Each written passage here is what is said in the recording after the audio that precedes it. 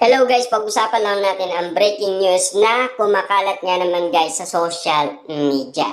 Kat din, magkakatuluyan na sa 2025. Sure na ba? Grabe nga naman guys no, ang mga kumakalat na issue ngayon sa social media. Dahil alam naman natin guys na sila ay mag-MU na. At lalong-lalo na ay pinag-uusapan na nila na kung may feelings na talaga sina Catherine Bernardo at Alden Richards sa isa't isa. At alam naman natin guys, totoong meron na silang nararamdaman sa isa't isa.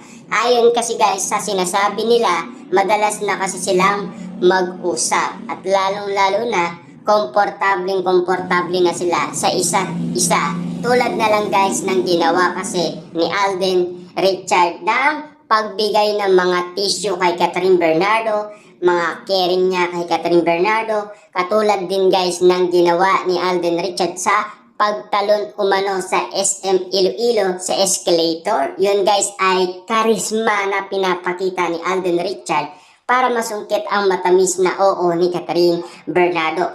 Tulad din guys ng ginagawa ni Alden Richards na tinaas niya yung jumper ni Catherine Bernardo. Yun guys ay talagang nabaliw ang mga Katden fans at mga netizens dahil ang daming kinilig nga naman kasi guys. Ang dami talagang nagkagulo, ang dami talaga guys na pinag-uusapan ang ganong sitwasyon na ginawa umano ni Alden Richards kay Catherine Bernardo.